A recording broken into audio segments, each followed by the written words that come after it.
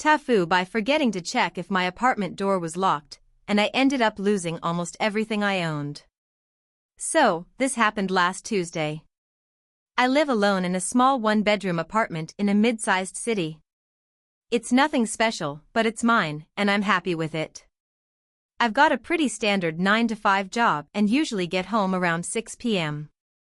I've been doing this routine for a while now, and everything was running smoothly until that one fateful evening. I had been feeling a bit off the whole day. I woke up late, missed my usual morning coffee, and had to rush to work.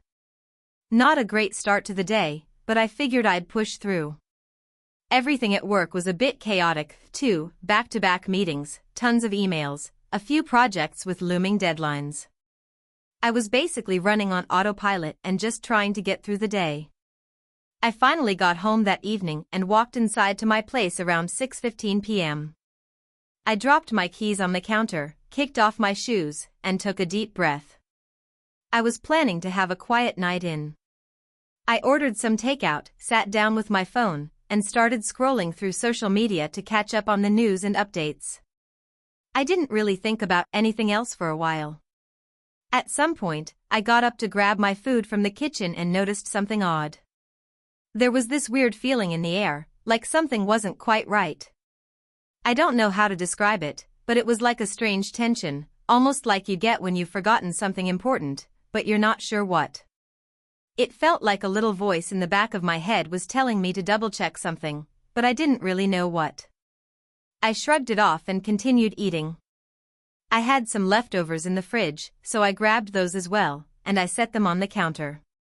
As I was digging around for some Tupperware to put the food in, I had this sudden urge to check my phone again. I guess the thought that something might be off kept gnawing at me, so I figured I'd distract myself with something. I opened my social media app, and that's when I saw the notification. A post from a local crime alert group. A break-in had happened just a few blocks from my place, at an apartment complex near mine. They didn't have a lot of details, but it made me uneasy. It wasn't the first time I had seen something like this, but the timing seemed off, and the fact that it was so close to my apartment made my stomach drop. Still, I didn't think much of it. I thought, well, that's unfortunate, but it's not like it's going to happen to me. So, I went about my evening. I watched some TV, threw on a random Netflix show I didn't care about, and just tried to relax. But as the evening wore on, I couldn't shake that feeling that something wasn't right. I went into the bathroom to get ready for bed, brushed my teeth, washed my face, and turned off the lights. That's when I noticed it again, the nagging feeling. It wasn't like I was worried about someone being in my apartment, but I couldn't ignore it. I turned back to check if the door was locked. I always lock my door, but the feeling I had made me second-guess myself. I walked out into the hallway and made my way to the door, hand hovering over the handle. To my absolute horror, I realized that the door was unlocked. I froze. I know it sounds silly now, but I had this rush of adrenaline hit me, and I suddenly felt incredibly vulnerable. I was the only one who lived in that apartment, and I had definitely locked it the night before. But now I was sure something was wrong. My heart was racing as I locked the door, and for a brief moment, I thought about calling my building's security. But that would mean admitting I had forgotten to lock the door in the first place, and I wasn't about to let anyone know I'd been that careless. I convinced myself that it was nothing, that I must have just been distracted or tired earlier and forgot. But as the night went on, that feeling didn't go away. I kept glancing at the door every few minutes, just checking to make sure it was still locked. I eventually managed to calm down, convinced I was just overreacting. I locked up for the night, crawled into bed, and tried to get some sleep. I woke up the next morning, and nothing seemed out of the ordinary. I went through my usual routine, showered, dressed, made my coffee, and left for work, still thinking about the strange feeling but dismissing it as nothing.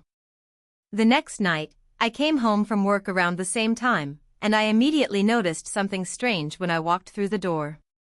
It wasn't the feeling I had before, it was the smell. There was a faint, unfamiliar scent in the air, like something sweet and floral. I didn't recognize it, but I could tell it wasn't the usual mix of my cooking and cleaning supplies. It was faint but definitely noticeable. I thought maybe it was just a neighbor's perfume or something. After all, the building wasn't exactly the most soundproof place, so I figured maybe someone had sprayed something. But the feeling came back, my heart started racing again. I did a quick sweep of the apartment to see if anything was out of place. Nothing seemed disturbed.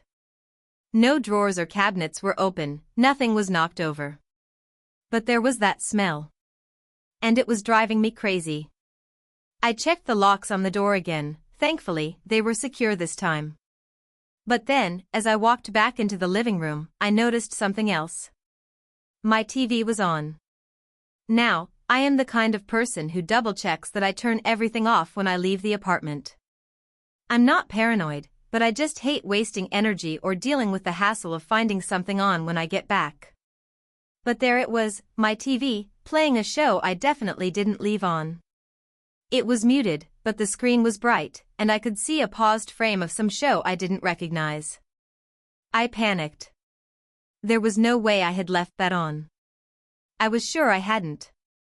My first thought was that someone had broken into my apartment again. But then, I realized something worse. My laptop was gone. It wasn't on the desk. It wasn't anywhere on the couch. I searched the entire apartment, looking for it, but it was just gone. That's when the full weight of the situation hit me. I had been robbed. Whoever had been in my apartment had gotten in through that unlocked door, stolen my laptop, and probably taken other things, too. I felt sick. I immediately called the police, and they arrived about an hour later. They dusted for fingerprints and did a quick check of the apartment, but nothing seemed to stand out. No forced entry, just that unlocked door and a missing laptop. The next few days were a blur. I had to report the laptop stolen to my insurance, change all my passwords, and deal with the inevitable headache of being robbed. Turns out, the thief hadn't taken much, just my laptop, a few expensive gadgets I kept lying around, and some personal documents that were gone through. The worst part was the realization that I had been so careless. I had forgotten to check the door. And it cost me almost everything I had in my apartment. So, yeah. TIFU by forgetting to check if my apartment door was locked, and now I've lost my peace of mind, my most valuable possessions, and spent way too much time dealing with the aftermath. I'll never make that mistake again. I'll be checking my door every single time. If you enjoyed the video, don't forget to leave a like and subscribe to the channel. It helps the content grow and motivates me to create even more great videos. Turn on notifications so you don't miss any new uploads. By the way, I'm curious, when do you usually watch my videos? While working, studying, or just relaxing at home? Let me know in the comments, I'd love to hear from you. Thank you for your support. TIFU by accidentally ruining my friend's wedding with a poorly timed confession. I've always been the quiet, awkward guy in the group. I'm the one who listens more than I speak, and when I do speak, it's often to crack some dumb joke to fill the silence. But there's one thing I've kept secret for years now, a thing that's been eating away at me. I've been in love with my best friend, Jenny, for as long as I can remember. I met Jenny in college. She was everything I wasn't, confident, funny, effortlessly cool, and, in a strange way, kind of intimidating. I didn't know why she took an interest in me back then. I was the nerdy guy who spent his weekends coding and reading sci-fi novels. But somehow, she gravitated toward me. We quickly became close friends, and over the years, that friendship grew into something deeper for me, though I never told her how I felt. For one thing, Jenny was always in relationships. Serious ones. Whenever we hung out, I'd listen to her talk about her boyfriends, her frustrations with them, and how she always seemed to pick the wrong guy.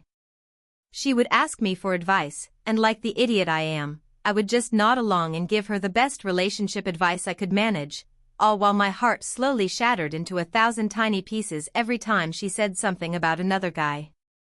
And then came the big day. Jenny got engaged. I should have been happy for her. I should have felt excited about her future. But all I could think was, I'm going to lose her forever because, deep down, I knew this wasn't just about her marrying someone. It was about me never having a shot with her. She was about to be someone else's, and I'd be left alone with my feelings, pretending to be happy for her when I was dying inside. The wedding planning was something I tried to avoid, but Jenny insisted that I be a part of it. She wanted me to be the best man, which, in retrospect, should have been a warning sign. I was terrified.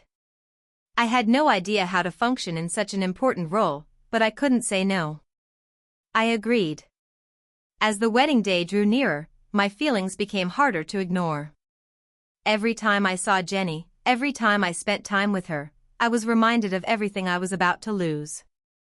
I knew I couldn't let her get married without telling her how I felt. If she married someone else, I would never have the chance to be honest with her. The thought of living with that regret made me physically ill. So, the night before the wedding, I did something I still can't believe I did. I made a plan. I decided that I would confess my love to her. The idea of doing it in a way that was dramatic and romantic, something out of a rom-com, seemed idiotic, but I couldn't help myself. I thought maybe if I told her in the most heartfelt way, she would see how much I cared, and maybe, just maybe, she would reconsider marrying her fiancé, Greg. I didn't sleep much the night before the wedding. I spent the whole night rehearsing what I was going to say. In my mind, I had it all planned out perfectly.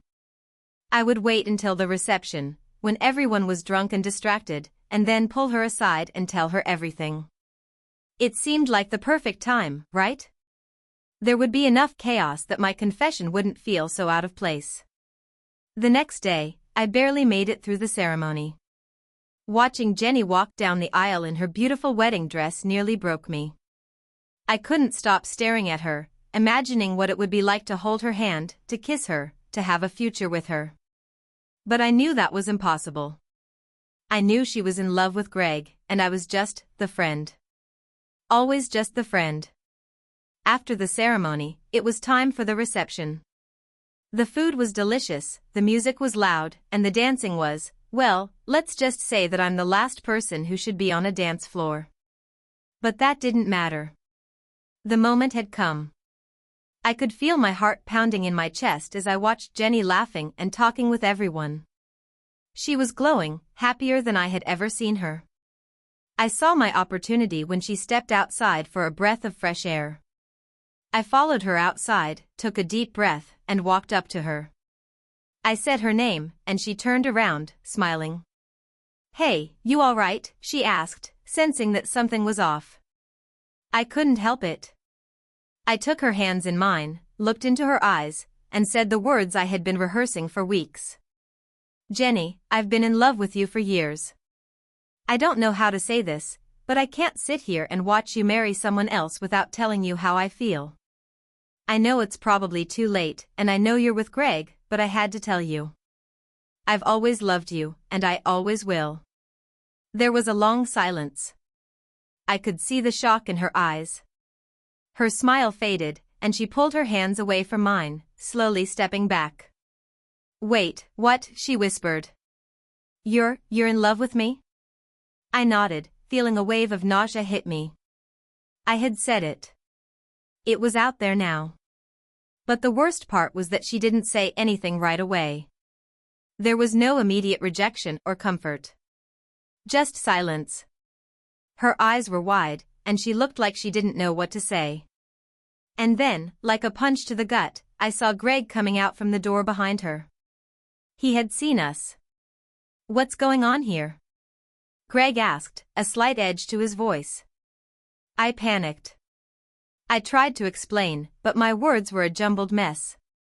Jenny quickly stepped between us, putting a hand on Greg's chest, trying to calm the situation down. I could hear her saying something to him, something about how she would explain everything later, but I could barely focus. My heart was pounding so loudly I thought it might explode. The last thing I remember was Greg looking at me, his expression a mix of confusion and anger, before Jenny pulled him away. I didn't stay long after that. I knew I had ruined everything. I left the reception in a daze, my mind a blur of regret and disbelief. I should have just kept my mouth shut. I should have just let her be happy. The next few days were a blur. Jenny didn't return my calls. Craig didn't either. It was like I had vanished from their lives. The wedding went on without me.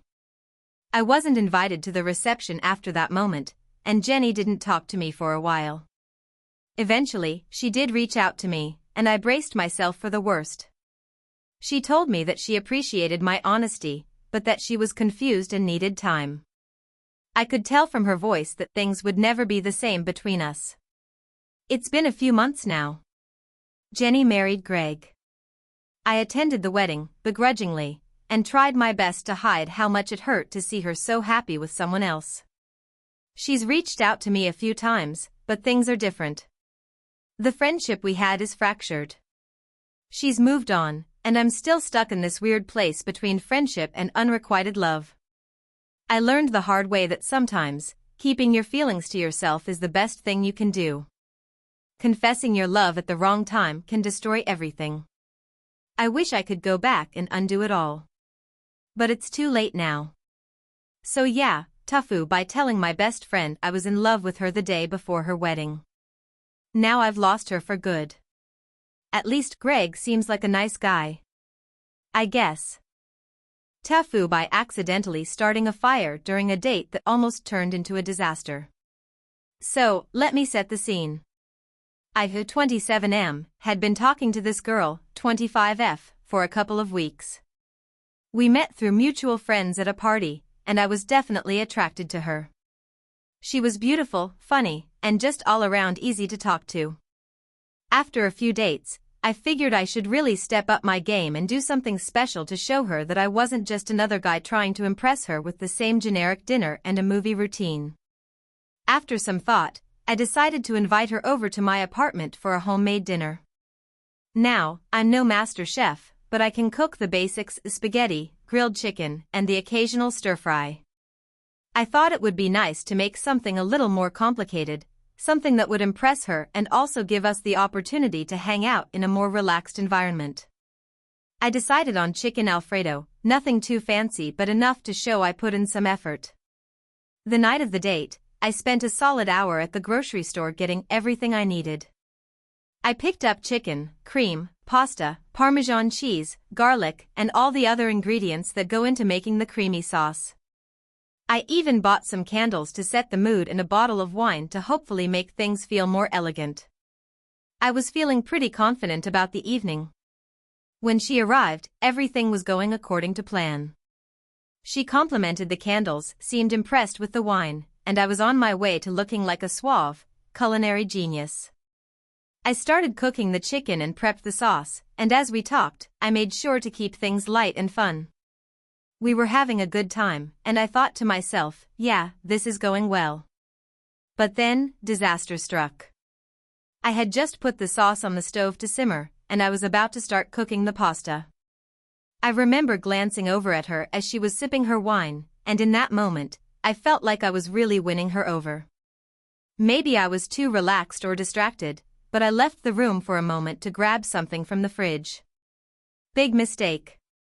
When I came back into the kitchen, I was greeted by the unmistakable smell of smoke. Panic set in instantly. I rushed to the stove, and there it was, the sauce had burned, and the entire pot was blackened. The kitchen was filled with smoke, and I could feel my heart rate spike as I grabbed the pot off the burner. I tried to salvage it by scraping off the burnt bits and adding more cream, but the damage was already done. The sauce was ruined. Not only was the sauce inedible, but the kitchen was filled with smoke, and I could feel the temperature rising in the room. I knew I had to act fast before this got worse. I opened the windows and started waving a dish towel around like an absolute lunatic to clear the smoke, but it didn't help much. I heard her from the other room, asking if everything was okay. I tried to play it cool and said, yeah, everything's fine. Just a little smoke, no big deal. But I could feel the tension in the air. I was trying to save face, but I was sweating bullets. At this point, I was still trying to figure out how to salvage dinner. I briefly considered ordering takeout, but that would have been too obvious. The situation was already awkward enough, and I didn't want her to think that I couldn't even handle cooking one simple dish. Then, I remembered that I had some frozen garlic bread in the freezer. Maybe I could at least salvage that and serve it as a side dish to a daring dinner of burnt chicken Alfredo. So, I popped the garlic bread in the oven, hoping that it would at least distract her from the mess I had created. But fate was not on my side that night. Just as I was feeling slightly relieved that the garlic bread was baking, and I might be able to salvage something, I noticed that the smoke was still thick in the kitchen. I could hear the faintest crackling sound coming from the stove. My stomach dropped as I looked over and saw that the remnants of the burnt sauce were now starting to smolder in the pot. The fire was small but growing. The heat from the burner had been enough to ignite some of the oil that had spilled over. Panic mode engaged. I grabbed the fire extinguisher from under the sink, and in the heat of the moment, I completely forgot how to use it. I had the vague idea that you pull the pin, aim, and squeeze, but in my nervous, smoke-filled frenzy, I fumbled and ended up spraying the kitchen with foam. It wasn't the gentle spray and go I had hoped for, it was an all-out assault of foam that landed everywhere. On the walls, the cabinets, and even the ceiling. I looked like I had just unleashed an avalanche of marshmallow fluff in my kitchen. By now, the room was completely filled with foam and smoke. I was genuinely afraid we might have to call the fire department, but thankfully, I didn't need to. The fire was small enough that it was quickly put out by the extinguisher. However, the damage was done. The kitchen was a disaster zone. The walls were covered in foam, the smell of burnt food lingered in the air, and I was standing there, completely humiliated. I turned to look at her, and her expression was a mix of concern, confusion, and maybe a little bit of disbelief. She asked if everything was okay again, and I could only manage a defeated, yeah, not really. At that point, I had two choices. I could either try to salvage the evening and make her laugh it off, or I could call it a night. I chose the former. I apologized for the mess, told her the story of how I'd never had this much trouble making Alfredo before, and we both had a good laugh about it. I ended up serving the garlic bread, which, miraculously, had actually come out just fine. We ordered pizza and ended up talking for hours, just enjoying each other's company. It wasn't the romantic, elegant dinner I had planned, but it ended up being one of the best dates I've had. She told me that she appreciated how I handled the situation, and I think that won her over more than anything. In the end, it was a disaster, but we made the most of it, and we're still talking. So, lesson learned, sometimes, it's okay to mess up as long as you don't let it ruin the moment. That's the story of how I almost burned my kitchen down on a date. We're still talking, and I'm never cooking chicken Alfredo again. TLDR, tried to cook a fancy dinner on a date, set off a small fire, used a fire extinguisher wrong, and made a huge mess. Still managed to salvage the night with pizza and laughs. Never cooking chicken Alfredo again. TIFU by trying to impress my crush with an elaborate dinner, and instead nearly burning down my house and humiliating myself in front of her. So, a little backstory, I'm a 28-year-old guy who's been kind of a recluse since the pandemic started. I haven't been dating much, and the few dates I've gone on were awkward and unmemorable. However, a few months ago, I met this amazing girl named Claire through a mutual friend. She's gorgeous, smart, funny, basically everything I've ever wanted in a person. We hit it off immediately, and after a couple of hangouts, we started texting pretty frequently. About a week ago, she mentioned that she loves cooking and thinks it's really sexy when a guy can cook a nice meal. I immediately saw an opportunity to impress her. Not only would I get to show off my culinary skills, which, admittedly, aren't amazing but could be passable, but it would also give us a chance to hang out at my place. I mean, who doesn't love a home-cooked meal, right? So, I decided to go all out. I Googled a fancy 3-course meal to prepare, a nice appetizer, an elegant main dish, and a dessert that would knock her socks off. I wasn't about to just heat up some frozen pizza and call it a night. I was going to go big or go home. My plan was to cook the dinner, impress her with my skills, and, hopefully, make her think I was husband material. Yeah, I got a little ahead of myself. I spent the next few days planning everything. I went to the store and bought all the ingredients: steak, fresh herbs, a bunch of vegetables, fancy cheese, chocolate for the dessert, and everything else I would need. The plan was to start early so I could take my time and not rush. In my mind, I had it all figured out: appetizers first, then the main course, followed by dessert. The day of the dinner, Claire texted me in the afternoon confirming the time. She was excited, and so was I. This was going to be the night that would either make or break my chances with her. I had a few hours to prep everything, and I was feeling confident. Maybe a little overconfident, but confident nonetheless. I started by making the appetizer, some kind of fancy bruschetta with fresh tomatoes, basil, and mozzarella. Simple enough, right? But of course, I wanted to make sure everything was perfect, so I decided to toast the bread in the oven to get that crispy, golden brown finish. Now, here's where my first mistake happened. I got distracted. I didn't realize how quickly the bread would toast, and I left it in the oven for way too long. Suddenly, I smelled something burning. I opened the oven door, and the smell of charred bread hit me like a punch to the face. I pulled the bread out, but it was way too far gone. It was blackened on the edges, and some pieces were completely ruined. I didn't have enough time to make a fresh batch, so I had to salvage what I could. The bruschetta was still edible, just not as fancy as I'd hoped. But I wasn't going to let this derail my plan. I moved on to the next step, the main course. I decided on a pan-seared steak with roasted vegetables. The recipe said to cook the steak for 4 minutes on each side for a perfect medium rare. Now, I've cooked steak before, but usually on a grill, and this was my first time using a skillet. But hey, it was a simple enough task, right? Wrong. I heated the pan, added some butter, and tossed in the steak. Now, here's where I made my second critical error. I didn't realize how high my stove's heat setting went. The butter started to brown faster than I expected, and I could see the steak sizzling at a much higher temperature than I was used to. At first, I thought it was fine, but then I heard that unmistakable sound of fat splattering everywhere.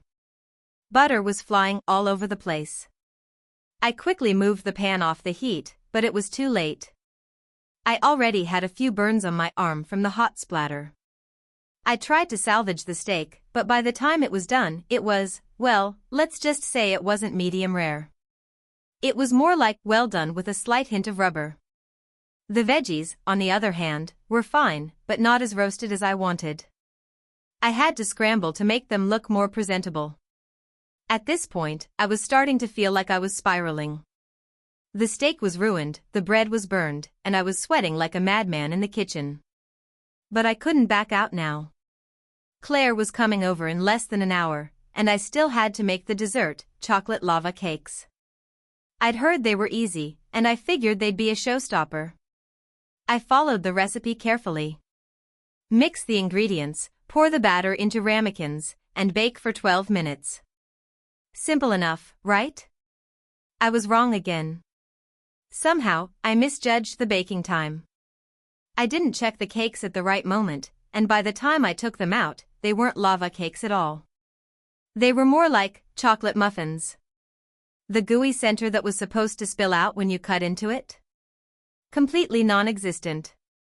They were dry and crumbly. I stared at the disaster in front of me, and panic set in. Claire was going to be here soon, and I had a burnt appetizer, a tough steak, mushy vegetables, and dry, sad-looking dessert. I could feel the humiliation creeping up on me. But I had no choice. I cleaned up what I could, set the table, and prepared myself to face the music. When Claire arrived, she looked absolutely stunning, and I tried to mask my anxiety with a big smile and some casual small talk. She complimented the apartment and the effort I'd put into the dinner, but I could see a flicker of doubt in her eyes as we sat down to eat. As we dug into the bruschetta, Claire didn't say much. She chewed thoughtfully, then said, "This is interesting," with a half smile. I forced a laugh, hoping it wasn't too obvious that my pride was slowly shattering. The steak was equally underwhelming. Claire took a bite and immediately tried to cut into it with a polite smile, but I could see her struggling. "It's really well done," she said, her tone trying to be kind. By the time we reached the lava cakes, I was fully in the red zone. She took a bite, looked at me, and said, "This isn't exactly what I was expecting, but it's good. Really chocolatey." Needless to say, the evening ended with a lot of awkwardness. Claire left early, but not before giving me a hug and thanking me for the effort. I'm pretty sure she was just being nice. That night, I sat on my couch, staring at the wreckage of my dinner plans. I couldn't help but laugh at myself. I had tried so hard to impress her, and in the process, I nearly set my kitchen on fire, ruined a perfectly good steak, and turned a dessert into a sad muffin. I'm pretty sure Claire will never let me live this one down if she ever talks to me again. I learned a valuable lesson that night. Sometimes, trying to impress someone can backfire in spectacular ways, and maybe next time, I'll just stick to pizza and wine. At least it's hard to mess that up. TLDR, tried to impress my crush with a fancy 3-course dinner. Burnt the appetizer, ruined the steak, and turned the dessert into muffins. Ended up embarrassing myself and probably ruining my chances with her. TIFU by trying to surprise my girlfriend with a romantic dinner and accidentally burning down my kitchen. So, this all started a few weeks ago when I decided I wanted to do something special for my girlfriend. We had been dating for almost 2 years, and although things were going great, I felt like I was in need of a big romantic gesture to show her how much I cared. At first, I thought maybe I could get her a nice gift or take her out to a fancy restaurant, but then I got the idea to cook her a beautiful homemade dinner. It seemed like a great idea. After all, nothing says I love you like cooking from the heart, right? I'd never cooked a full meal from scratch in my life, but how hard could it be? I mean, I've seen enough cooking shows and YouTube videos to at least try. Plus, I figured, how bad could it go? The worst-case scenario would be that I mess up and we end up ordering pizza. No big deal. I was feeling pretty confident in my ability to pull this off. I started researching recipes, looking for something impressive but not too difficult. I decided on a 3-course meal, a fancy appetizer, a main course, and a dessert. For the appetizer, I chose bruschetta with tomatoes, garlic, and basil. The main course would be chicken Alfredo with a homemade sauce. And for dessert, I was going to make a chocolate lava cake.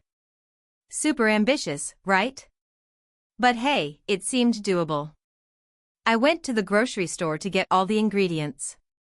Now, I'm not a frequent cook, so when I walked into the store, I was immediately overwhelmed by the sheer number of choices. I had to Google what fresh basil looked like, because I honestly had no idea. I'm not proud of that, but it's the truth. I managed to pick out all the ingredients and headed home with a sense of determination. When I got home, I started prepping the ingredients. I chopped up the tomatoes and garlic for the bruschetta, trying my best to mimic the technique I had seen on a YouTube video. Let's just say, I was probably too ambitious with the garlic. I used way more than I should have, thinking it would give the dish a strong flavor. I also realized I had no idea how to slice basil properly, so I just roughly chopped it up, hoping it would work out. But at that point, I was feeling pretty good about the appetizer. It seemed like it was going to come together, at least on paper. Then, I moved on to the main course. The chicken Alfredo. I followed the recipe as closely as I could. The sauce seemed simple enough: cream, butter, parmesan, and garlic. How could that go wrong? Well, as I started heating the butter in a pan, I got distracted by the smell of garlic from the bruschetta prep. That's when I made my first mistake. I left the butter on the stove unattended for too long. When I finally realized something smelled off, I ran back to the stove and saw that the butter had turned into an oily, bubbling mess. I panicked for a second and almost threw the pan into the sink, but then I remembered the chicken sitting on the counter. If I didn't cook the chicken right, it would be a disaster. So, I quickly tossed it into the pan, hoping that the butter would somehow fix itself. Spoiler alert, it did not. The chicken came out looking like it had been scorched on one side and undercooked on the other. I knew this was bad, but I didn't have time to fix it. I had already promised my girlfriend that dinner would be ready by 7, and it was already 6:30. So I shoved it into the oven to finish cooking and moved on to the pasta. I boiled the pasta, but by the time I drained it, I realized the sauce was a disaster. It was clumpy and separated, and no amount of stirring seemed to help. I had completely ruined the Alfredo sauce. My confidence was starting to dwindle. At this point, I felt like I had hit a brick wall. I looked at the clock and realized that I was running out of time. My girlfriend was on her way over in 30 minutes, and I had nothing close to a finished meal.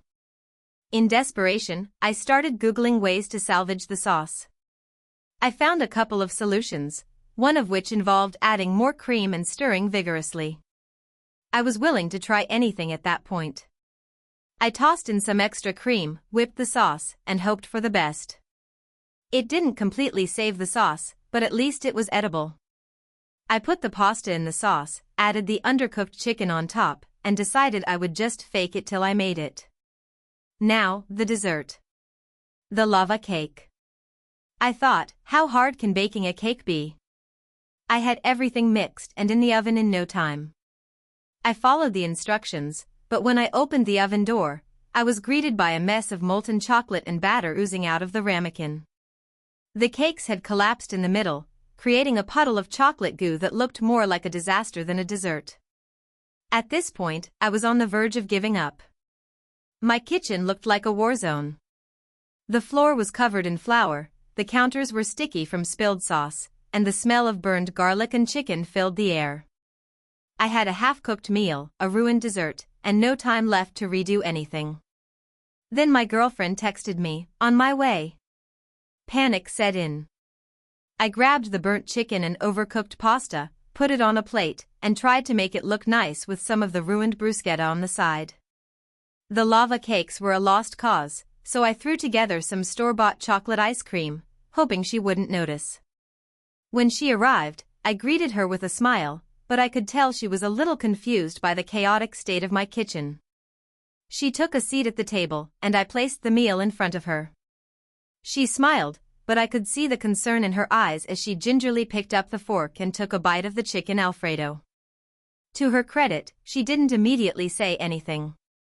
She took another bite. Then she chewed, swallowed, and set her fork down. "So, how was your day?" she asked, trying to hide the awkwardness. I could see that she was trying to be polite, but the tension was palpable. I knew right then that this was not going to end well. I admitted that I had no idea what I was doing in the kitchen, and she burst out laughing. "I knew something was off when you said you were cooking," she said. "But it's okay, I love you, even if your chicken is basically charcoal." We ended up ordering takeout, laughing about the whole experience. But the real kicker? She actually said she appreciated the effort, and we spent the rest of the night watching Netflix and eating pizza. While I didn't get the perfect romantic dinner I had envisioned, I did learn a valuable lesson. Cooking for someone takes a lot more than enthusiasm and YouTube tutorials. And sometimes, the best gesture isn't about perfection, but the effort you put in. So yeah, TIFU by trying to surprise my girlfriend with a romantic dinner and ended up nearly burning down my kitchen. At least we got pizza in the end. So, I have this bad habit of trying to get things done last minute. I'm not proud of it, but I always think I work better under pressure. My friends always joke that I could leave everything to the last possible moment and still get it done, but it'll probably involve some level of chaos, and, well, they weren't wrong. But today? Today was something else. I woke up at 7 a.m., with a terrible headache and a sense of dread settling over me. I had an important work presentation at 9 a.m. that I'd barely prepared for. I don't know why I keep doing this to myself. I had all week to prepare, but I decided that last-minute crunch was what I needed. So, instead of preparing like a responsible adult, I spent the previous night binge-watching some random documentary on Netflix about deep-sea creatures.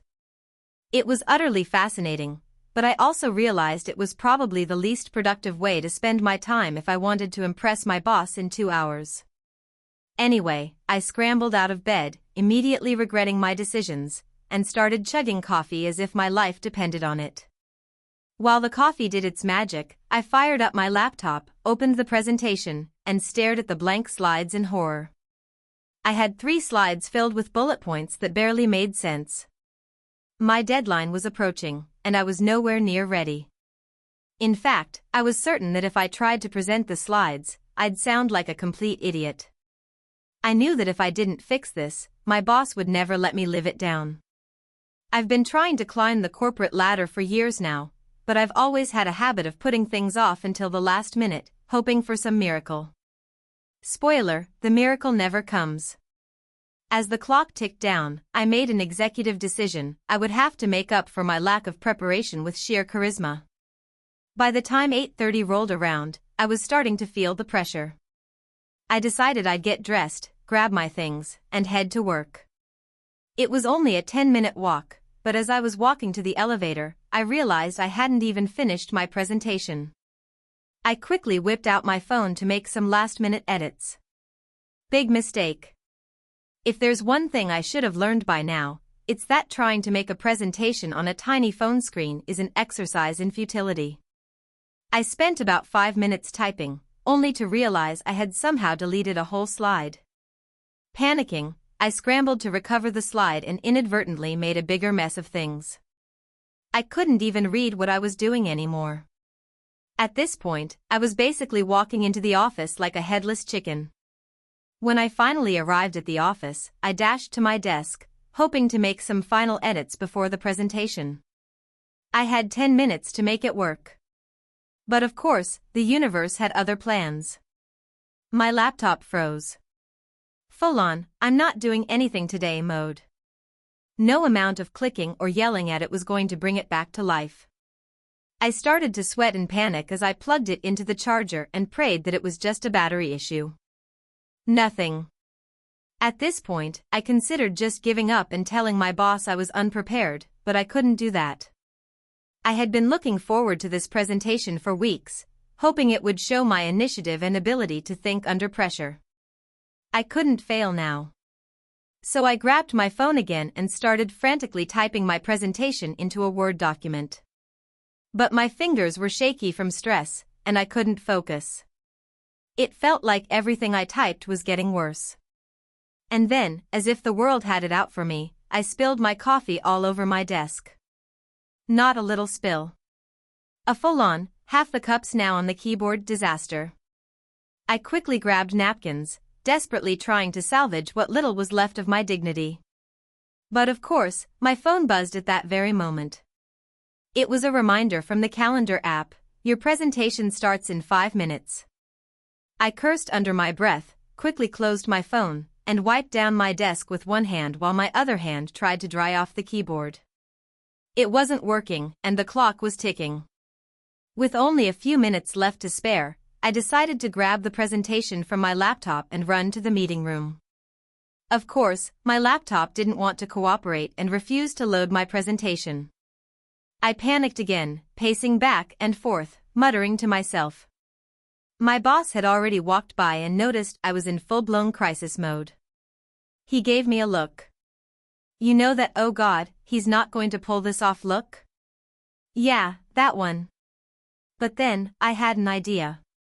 Maybe the old-school route would be better. Paper. I grabbed a stack of paper, printed my presentation, and tried to memorize the key points while heading to the meeting room. This was desperation mode. When I finally walked into the conference room, my boss was already sitting at the table. I stood there for a moment, holding my printed pages, trying to look confident. I could tell he was a bit surprised by the state I was in, but he gestured for me to sit down. And then it happened. I opened my stack of printed papers and *boom star. They weren't in any order. The slides I printed were all jumbled, and I had to shuffle through them frantically, trying to make sense of it all. I could feel my face turning red as I tried to smile through the chaos. But there was no saving it. As I stumbled through the presentation, misreading slides and forgetting entire sections, my boss's face slowly morphed from confusion to amusement to barely contained laughter.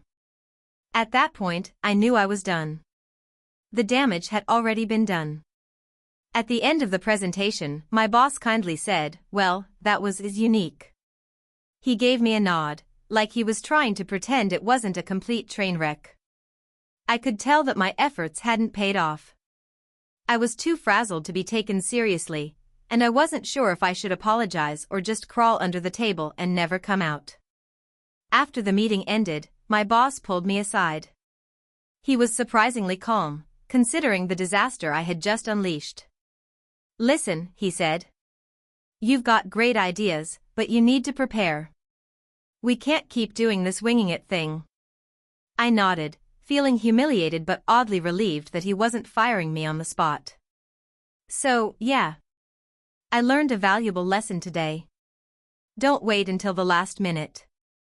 Don't try to wing it, and for the love of God, stop using your phone to finish presentations when you know it's going to be a disaster. And I'm never, ever drinking coffee before a presentation again." TIFU by accidentally causing a massive family drama by not realizing a wedding invitation was a subtle test of my relationship, so this happened a couple of weeks ago, and I still can't get over it.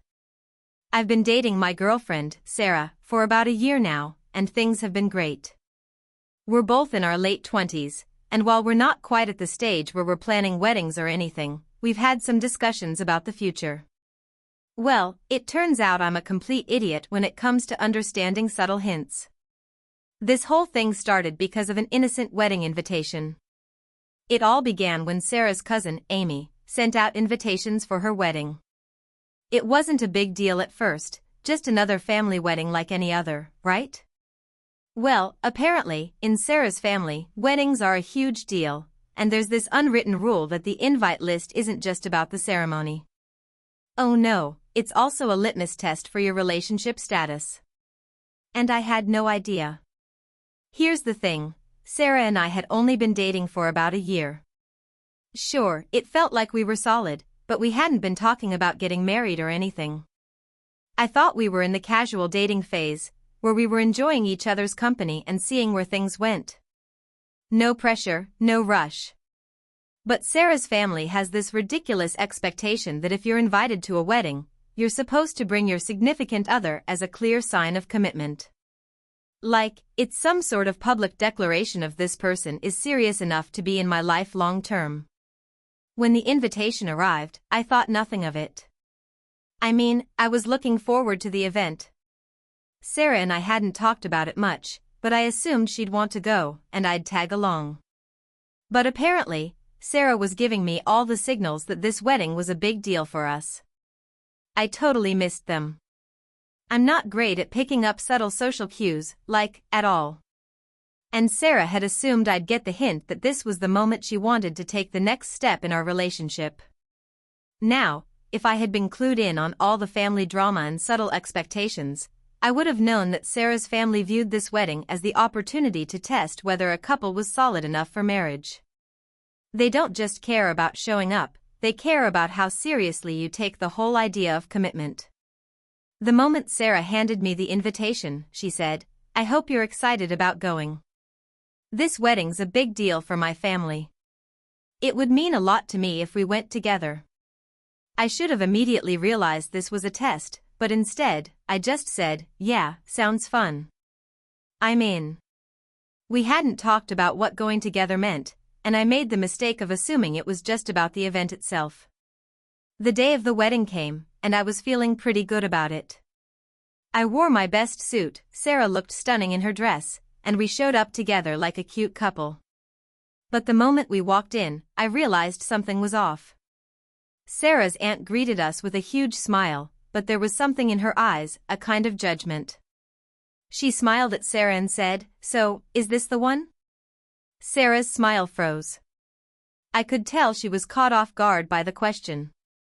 Now, I thought she was just nervous, you know? Maybe she didn't want to be put on the spot. But I didn't know it was because Sarah was expecting me to propose that night. Apparently, this was a big will he or won't he moment for her entire family.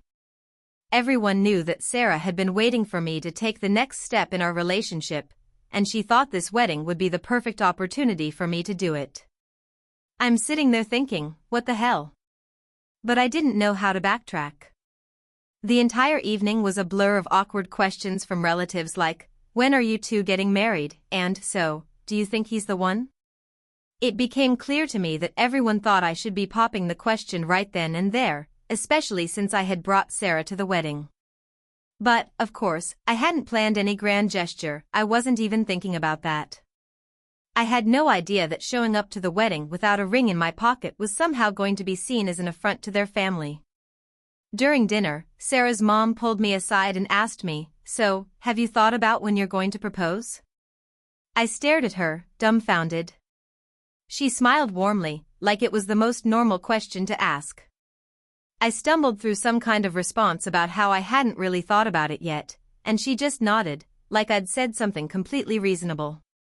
But I could feel the weight of her unspoken thoughts, the pressure building in the room. I could hear the low hum of family gossip swirling around me, wondering if I was the right guy for Sarah. It felt like I was under a magnifying glass, and all I wanted to do was crawl under the table and hide. It got worse when Sarah's cousin, Amy, the bride, pulled me aside for a chat after the reception. She asked, so, when are you going to pop the question? And that's when the penny finally dropped.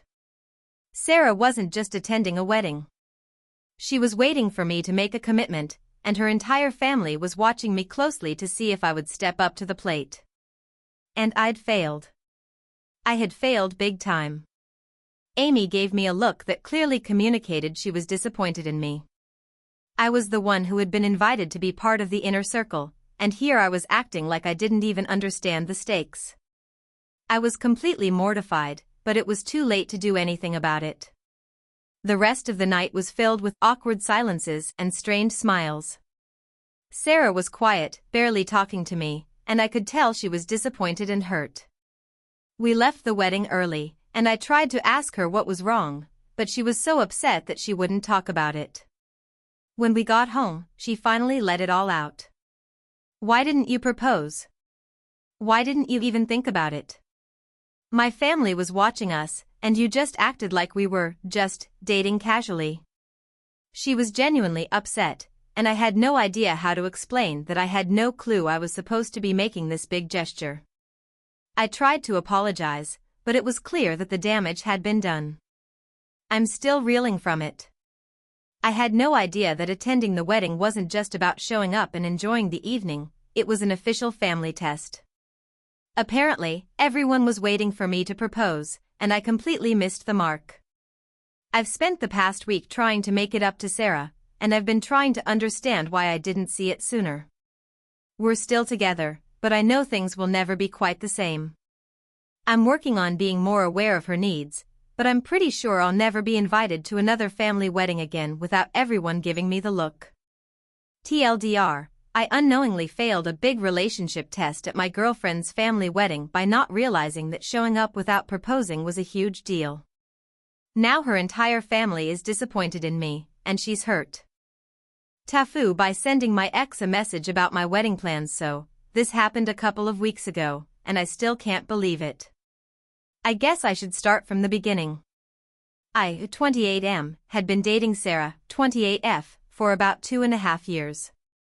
We met in college and hit it off right away. We had so much in common, shared the same sense of humor, and seemed to just be a great match. Things moved pretty fast, and after about 1.5 years of dating, we were talking about moving in together. But then, we broke up. The breakup came out of nowhere. We had a fight over something stupid, can't even remember exactly what it was, and I guess we both just ended up saying things we didn't mean. But in the heat of the moment, I remember her saying something like, maybe we need to take a break. And like an idiot, I took that to mean we were done for good. So, we ended it. No long drawn-out drama, no big scenes. Just one of those it's over, we've grown apart kind of things. At the time, I thought it was the best thing. I mean, I wasn't happy anymore, and the relationship had started to feel like more of a chore than something fun. and I was really excited to move on and start fresh. Over the next few months, I did my best to get over Sarah. I met some new people, went on a couple of dates here and there, but no one really caught my interest the way she did. Eventually, I met someone new, let's call her Lisa, 26F. She's amazing. We have a great connection, and things progressed naturally. After about a year of dating, we got engaged. The proposal was beautiful, something I'll never forget, and I was really looking forward to our future together. Fast forward to a couple of weeks ago. I was in the middle of planning our wedding with Lisa. We were going through the guest list when I realized something. I had forgotten to update my contact list on my phone. I still had Sarah's number saved. I hadn't spoken to her in over 2 years, but for some reason, I never deleted her contact information. Weird, I know. But I figured it was just a relic of the past, a reminder of something that had been important at one point, but was no longer relevant. Anyway, the night before Lisa and I were going to finalize the guest list, I decided to just delete Sarah's number. I figured it was a clean break. It's not like I was going to reach out to her, and it just felt like something I should do. So I pulled out my phone, opened up my contacts, and deleted her number. But here's where things went wrong. In my frustration over how long this wedding planning process was taking, I accidentally clicked on Sarah's name and, without thinking, opened up the messaging app. Then, I did something even dumber. I tapped the send message button by mistake. I know it was an accident because I hadn't typed anything. But when I hit the button, I didn't just send a blank text. Oh no. Somehow, my phone decided to pull up an old draft message I had written to Sarah from months ago, and out of nowhere, the message I had written back then, in an emotional state, was sent to her. It was a text I had written when we first broke up. I had never sent it because I didn't want to deal with the fallout of saying something I might regret. It said, and I quote, "I don't know what happened, but I can't do this anymore. I love you, but I think we're just too different now. I hope you find happiness, but I don't think it's with me." So, yeah. That's the message I accidentally sent her.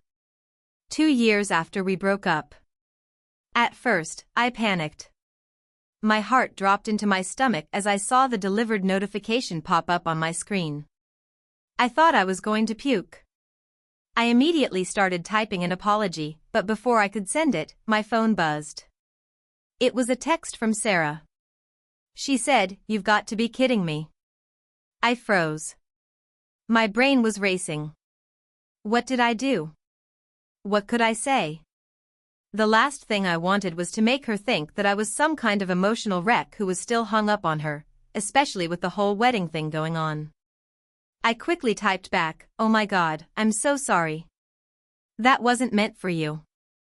I was trying to delete your contact info, and I accidentally sent a draft message from 2 years ago. I swear, I'm not thinking about you like that anymore. I'm getting married to someone else, and I love her, I promise."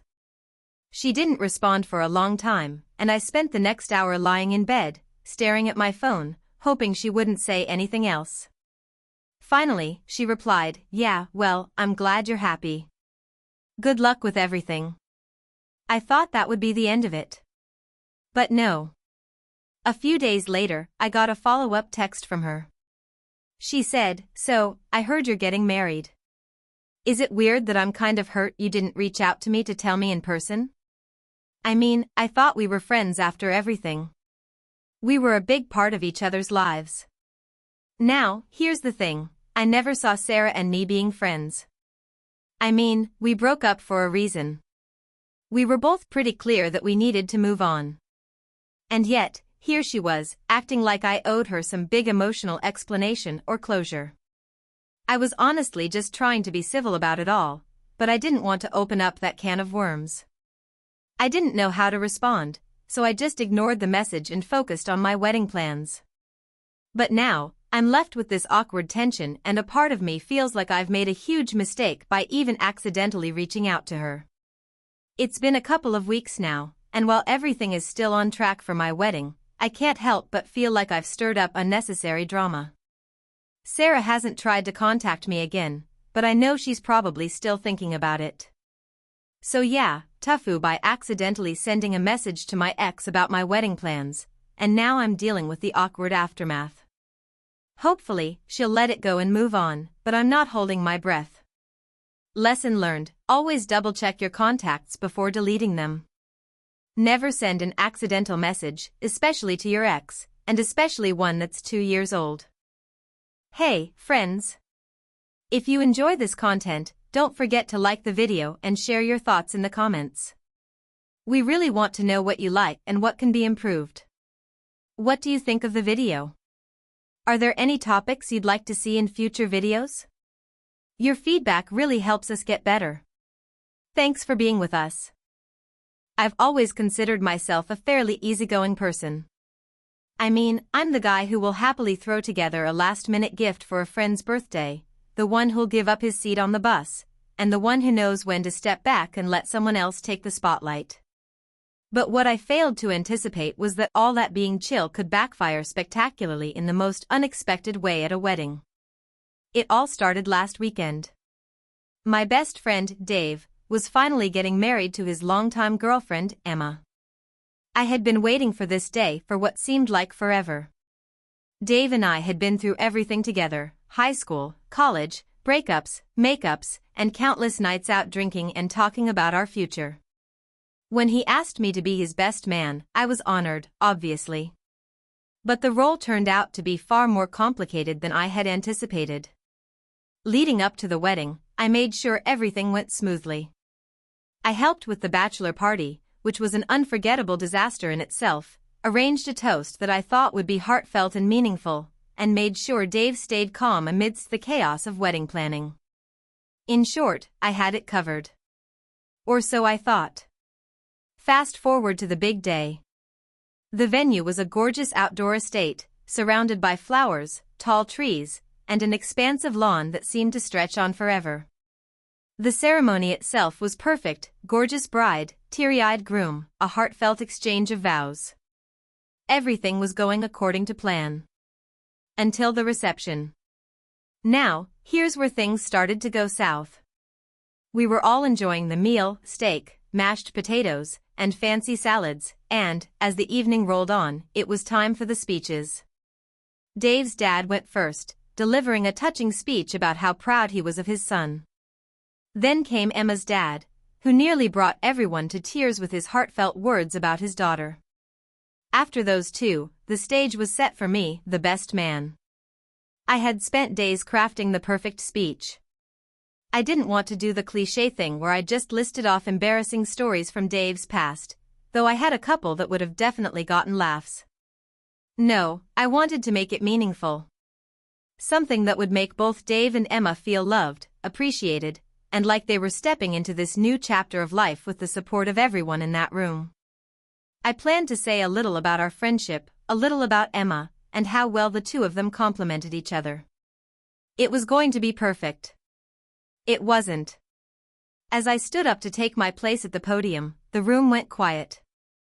I could hear the clinking of glasses, the sound of a few people shifting in their seats, and then, nothing. A dead silence. I tried to shake off the nerves, but, well, they were there. That's when I made my first mistake. I decided to improvise, thinking that maybe a little humor would lighten the mood. Well, I have to say, I've known Dave for a long time. And for most of that time, I didn't think this day would ever come. A chuckle rippled through the crowd. Good start, right? The tension eased just a little, and I felt the weight of the microphone in my hand, steadying myself. But then he met Emma, I continued, and I realized, well, the guy actually does know what love is. I mean, he's not the sharpest tool in the shed, but she's made him, well, let's just say, less of an idiot. A few nervous laughs followed, and I could see Dave's face turn a shade redder, but it wasn't too bad. I felt like I had more room to joke around, so I continued. I'm just saying, she's got the patience of a saint, putting up with him.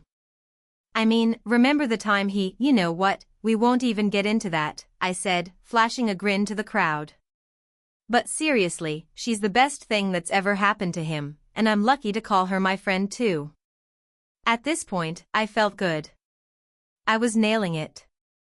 The room was still laughing, some even wiping away tears from their eyes. I was just getting started when I made a huge, monumental mistake. In a split-second decision, I decided to tell one of Dave's most infamous stories. It was the one about the time he drunkenly texted his ex-girlfriend during a blackout, telling her he still had feelings for her, and somehow, he managed to send it to Emma instead. In a moment of stupidity, I thought that sharing this embarrassing story would get the crowd laughing even more. Sure, it was a little embarrassing, but I figured Dave would laugh along with it. I didn't realize, however, that this particular story was one that Emma still hadn't fully forgiven him for. So, there was this one time, I started, looking over at Dave with a wink, when Dave was a little, let's just say, in the zone after a few too many drinks. He decides it's a good idea to text his ex. Before I could finish the sentence, I heard Emma gasp audibly from the crowd. I turned to look at her, and her face was a mixture of shock and horror. I froze. Dave, too, looked mortified. I knew immediately I had crossed a line. The room went silent. The once joyful atmosphere instantly turned awkward. People shifted uncomfortably in their seats, and I could see Emma's eyes welling up with tears. Dave had his hand over his face, clearly furious. I stumbled over my words, trying to recover, but the damage was done. I didn't mean to bring that up, Emma, I stammered. It's just that it's one of those things we all laugh about, but it was too late. The vibe had completely shifted. I fumbled through the rest of my speech, but the jokes were no longer landing. No one was laughing, and I could see the disapproval in the eyes of almost every guest. I managed to finish the speech, but by then, the damage was done. Dave barely looked at me for the rest of the evening, and Emma, well, I think she might have hated me. I tried to apologize to both of them afterward, but they were understandably upset. Emma said that I didn't respect their relationship and that I should have known better than to bring up something that was clearly still sensitive.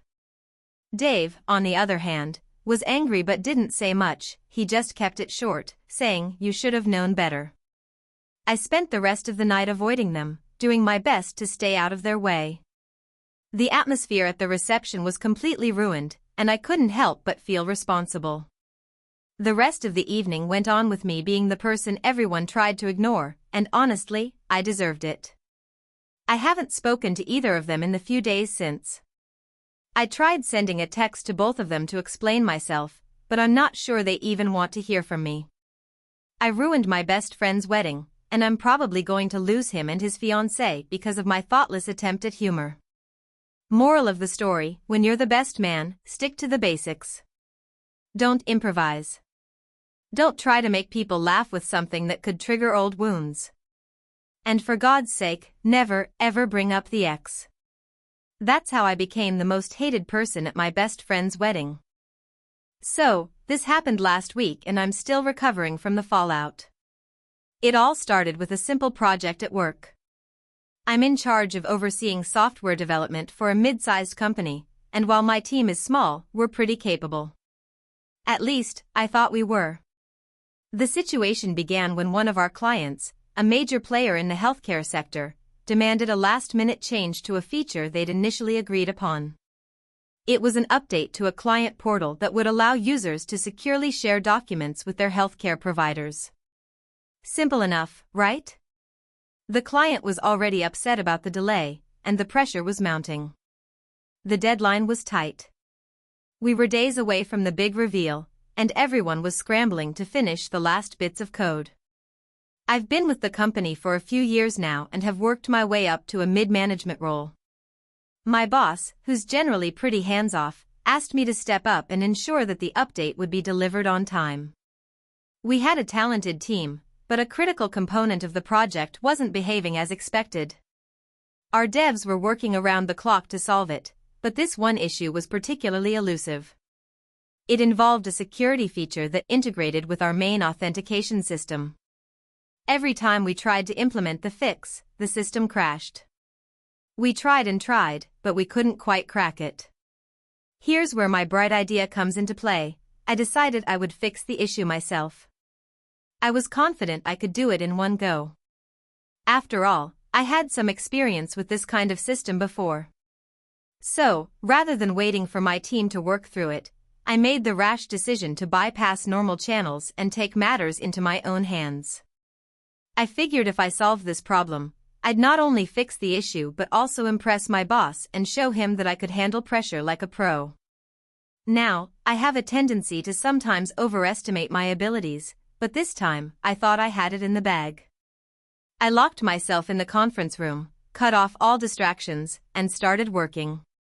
I was focused, determined, and feeling pretty good about myself. After a few hours of coding, I thought I was getting close. The system was finally stable, and I was able to make the necessary adjustments. I even wrote a quick test to ensure the patch would hold up. Once the test ran successfully, I was thrilled. In my mind, this was the wow moment. This was the one that would show everyone I could pull off a miracle. I went ahead and pushed the update to the staging environment without telling anyone. Mistake number 1. I ran the test in staging, and everything seemed perfect. The security feature worked, and the documents were being securely transferred. It wasn't just good, it was great. I felt like I was on top of the world. But that's when the devil's in the details got me. I didn't stop to check the system's logs. I didn't thoroughly check for edge cases, or any bugs that might arise after multiple users interacted with the feature. I was in such a rush to impress everyone that I skipped those small but crucial steps. And I didn't even bother to consult my team before deploying it to production.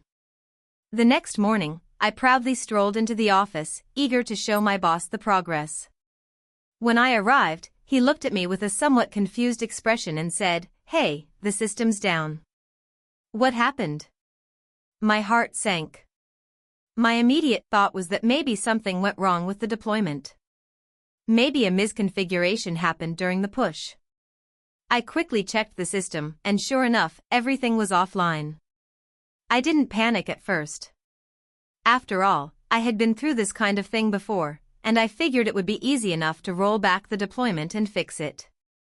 But that's when I realized that the system wasn't just down, it was completely fried. The problem wasn't just with the client portal, but with the entire infrastructure. Somehow, in my attempt to secure the document sharing feature, I'd inadvertently created a series of cascading failures that took down the entire authentication system. In simple terms, I had managed to break the very thing that kept users logged in and able to access their accounts. It took us almost an entire day to identify the root of the issue. I had rushed through the changes without thinking of the bigger picture, and the result was a major security vulnerability.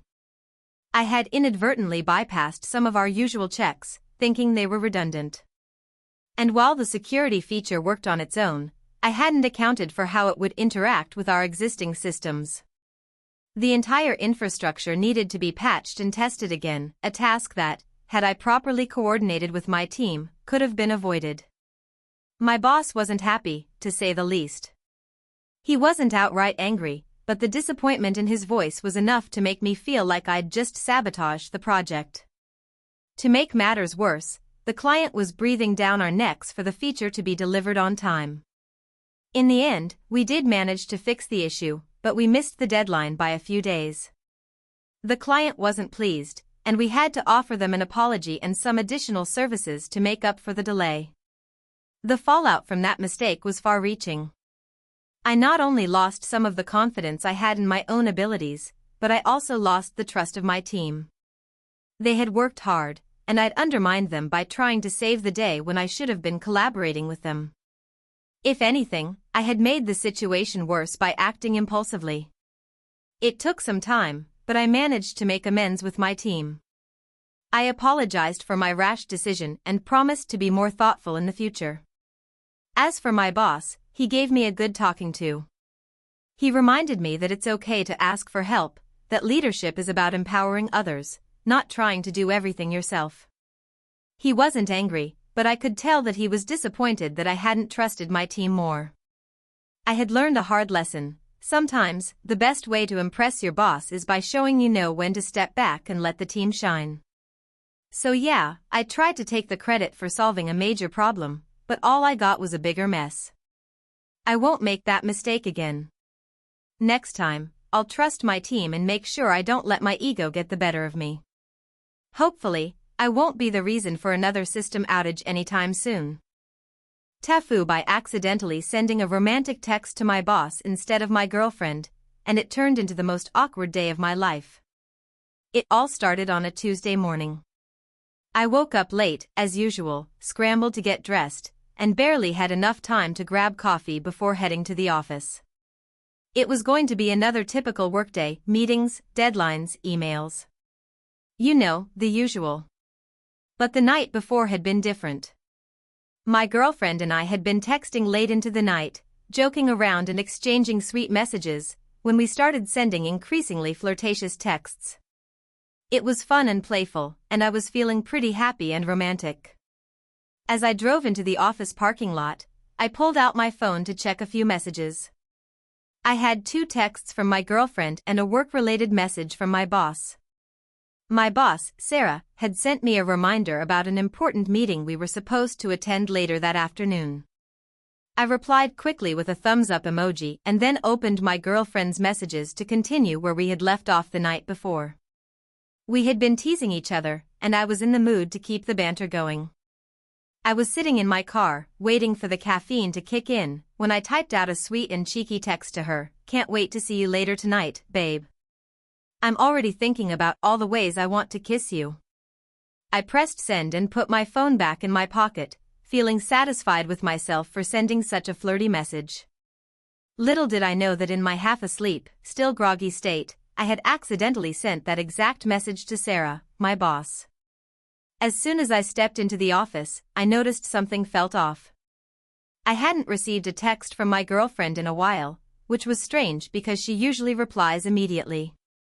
I thought nothing of it and walked over to my desk. But then, my phone buzzed. I opened the message, expecting to see a cute reply from my girlfriend. Instead, I saw something that made my heart stop. I think you meant to send this to someone else?" I froze. I looked closer. It was Sarah. She had replied to my text, and I had no idea how to process the words in front of me. At first, I thought it was a joke. Maybe she was messing with me, right? I quickly scanned through my recent messages and realized with horror that, yes, I had sent her a text meant for my girlfriend. My brain started spinning in panic. Why did I send that to my boss? What was I going to do now? I tried to recover quickly. Maybe it wouldn't be a big deal, right? Maybe it was a simple misunderstanding. Maybe she wouldn't think anything of it. But that thought was quickly shattered as my phone buzzed again. This time, the message was from Sarah. "I'm really not sure how to respond to this. If this is some kind of weird workplace flirtation, I'm not comfortable with it." I felt the blood drain from my face. Flirtation? This was a disaster. I had no idea what to say to her, but I had to respond quickly before it got any worse. I was so embarrassed that I almost couldn't form a coherent sentence. After what felt like an eternity, I typed out the most apologetic message I could muster. "Sarah, I'm so sorry. That was meant for my girlfriend. I've completely messed up and I honestly don't know how I could have sent that to you. I hope it didn't make you uncomfortable." I stared at the screen, my hands shaking, waiting for her response. Every second felt like a century. Was she going to fire me? Was she going to report me to HR? Would I lose my job? Finally, she replied. "I understand, but please, let's keep the personal stuff out of the office. I don't want this to happen again." I felt a wave of relief, but it didn't last long. The situation wasn't over. I still had to face her in person. I couldn't just pretend it didn't happen. I had to apologize in person, but I also couldn't think of a way to do it without making things even worse. The rest of the morning was an absolute blur. I couldn't concentrate on anything. Every time I looked up from my computer screen, I saw Sarah out of the corner of my eye, and all I could think about was the text. My palms were sweaty, and my heart was racing. I tried to focus on the meeting we had later in the afternoon, but it was impossible.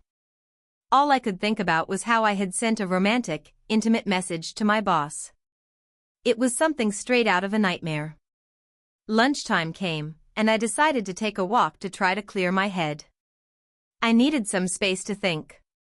Maybe I could figure out how to handle this without making it worse. As I was walking outside, I saw my girlfriend's name pop up on my phone. Finally, she had replied. I opened the message, hoping to get some comfort, only to be greeted by a single sentence. Hey, did you mean to send me a message about kissing me to your boss? My heart sank.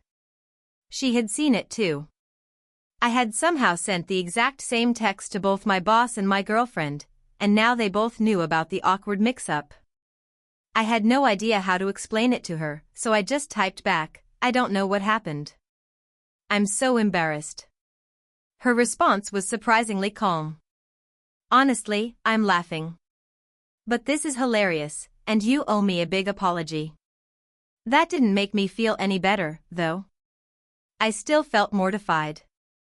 I wanted to crawl under a rock and disappear. The afternoon meeting came, and I could barely focus. Sarah was sitting across from me, and I couldn't look her in the eye. Every time I did, I imagined her thinking about the text I had sent her, and my stomach would churn. When the meeting ended, I saw Sarah packing up her things. She glanced over at me, and I knew this was my chance to apologize properly. I walked over to her desk, my heart in my throat, and said, Sarah, I really want to apologize again for earlier. I'm so embarrassed by what happened. I promise it won't happen again. She gave me a tight-lipped smile and nodded. I hope not. Just keep your personal life personal, okay? I nodded so fast I thought my neck might snap. She didn't say anything more, and I didn't press the issue. I just wanted to get out of there. That night, I went home and had a long conversation with my girlfriend about what had happened. She assured me it wasn't a big deal, but I still couldn't shake the embarrassment.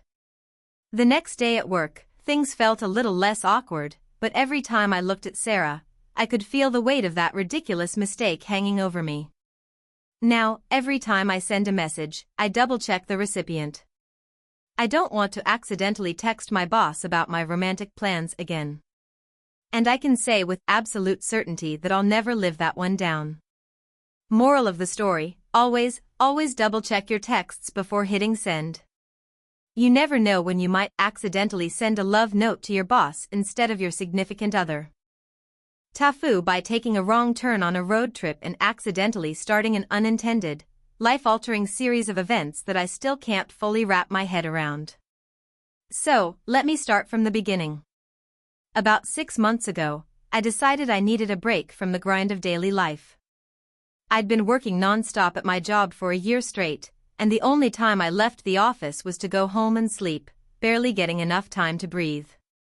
I wasn't getting any younger, and I was starting to feel the weight of burnout creeping in, so I decided to take a solo road trip up the coast. I didn't have a set destination in mind, but I figured I'd drive, stop wherever felt right, and just decompress. I packed my car with a few essentials, threw in a bunch of podcasts, snacks, and a playlist to keep me company, and hit the road on a sunny Friday morning. Everything was going perfectly. The weather was great, the views were beautiful, and I was slowly starting to feel the tension in my shoulders ease up. I drove for hours, with no real plan, just enjoying the freedom. Eventually, I found myself winding through some rural backroads. I was driving through a section of the countryside I'd never been to before. The GPS showed I was still on track, but I started noticing that the roads were getting more narrow and winding. The terrain was becoming more wooded, and there was a distinct lack of other cars. It didn't faze me. In fact, I thought it was kind of peaceful. Just me and the open road. But then, it happened. I came across a small, seemingly unmarked road off to the right. The road looked a bit overgrown, but it wasn't entirely abandoned. I could tell someone had been down it recently. It wasn't in terrible condition. On a whim, I decided to take a chance and make the turn. I figured it might be some secret spot I could explore. As soon as I turned down that road, I immediately regretted it. The trees closed in around me, and the air felt heavier. My GPS lost signal, and my phone had no reception. I started to feel that strange sense of unease you get when you're somewhere unfamiliar, but I kept going, rationalizing that I'd just turned onto a little shortcut or scenic drive. I didn't realize at the time that this would be the start of one of the most bizarre experiences of my life. I drove for about 10 minutes, the road becoming even more treacherous as it twisted and turned. There were no signs, no houses, nothing at all to mark where I was.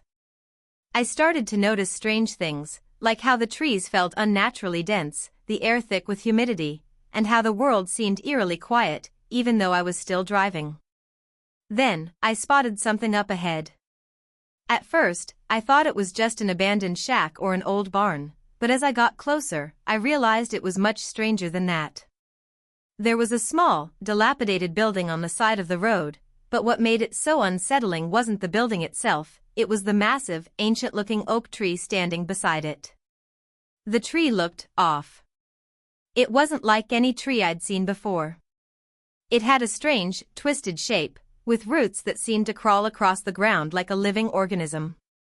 There were markings carved into the bark, and it looked like someone had tried to bury something near its base, but the soil was disturbed and half unearthed. My curiosity got the best of me. I pulled over to take a closer look, telling myself it was probably just an old local landmark or something. The tree had such an unsettling presence that I half expected it to start speaking to me, but I shook off the thought as I took out my phone to snap a few pictures. I figured I could share them with my friends later and make up some weird story about my adventure. But just as I was about to leave, I heard a rustling noise coming from the woods behind me. A cold shiver ran down my spine as I turned around. I didn't see anything at first, but then something moved between the trees. I could have sworn I saw a figure. It wasn't like a person, though, more like a shadow. It didn't look human. My heart started racing, and I quickly got back into my car, my hands shaking as I started the engine. I glanced back one more time, but the figure was gone. I didn't waste any more time. I hit the gas and kept driving, my mind racing with questions I didn't want to answer. The further I went, the more the trees seemed to close in around me. The road became even narrower, and the world felt wrong. My gut instinct was screaming at me to turn back, but I didn't. I don't know why. I just kept going. Eventually, I came to what looked like a fork in the road. One path veered left, the other right. Both options looked just as desolate as the road I'd been traveling. But something was different about the path to the left. It seemed like it led to some sort of clearing. Maybe there was a house or something. I could ask for directions. I chose left. As soon as I made the turn, things started to spiral. I didn't notice it at first, but there was a strange mist starting to roll in from the woods. My visibility dropped drastically, and my heart started pounding in my chest. That's when I saw it. At the end of the road was a small, overgrown cemetery. The gravestones were crooked and cracked, many of them so old they were barely legible. It wasn't the cemetery itself that unnerved me, it was the fact that there was a figure standing in the center, right by an ancient tombstone. It was a person, or at least, it looked like one. They were wearing dark, tattered clothes, and their face was obscured by a hood. I could feel their eyes on me, even though I couldn't see their face. That was it. I turned my car around so fast, I almost ran off the road. The mist had thickened, and the eerie silence weighed on me like a physical presence. I drove back to the fork, my heart thumping in my chest, and with every turn, I felt more and more like I was trapped in some kind of twisted dream. It took me nearly an hour to find my way back to the main road. By the time I did, I was completely shaken up. I could hardly keep my hands steady as I drove, and I felt the weight of the strange experience sitting on my chest. It felt like I had just escaped something. I don't know what, but I never ever went back to that road. I eventually made my way back to a more populated area, where I managed to get some phone service again and called my friends. I never shared the full story, though. Something about it felt too dark, too strange, and I didn't want to sound like I was losing my mind. To this day, I haven't been able to explain what happened or why it felt so surreal, but I know one thing: sometimes, the roads you take lead to places you should never go. And that's how a simple road trip turned into something I will never forget. TLDR, took a random turn on a road trip, ended up on a creepy, isolated road with a strange tree and eerie figures. I got out of there fast and never went back, but I still can't shake the feeling that something was very wrong. TIFU by trying to impress my crush with an elaborate cooking dinner, and almost burning down my apartment instead. So, this is a tale about how I tried to do something nice for a girl, ended up nearly setting fire to my apartment, and somehow still managed to salvage a date out of it. But seriously, it was touch and go for a while, and I learned some valuable lessons the hard way.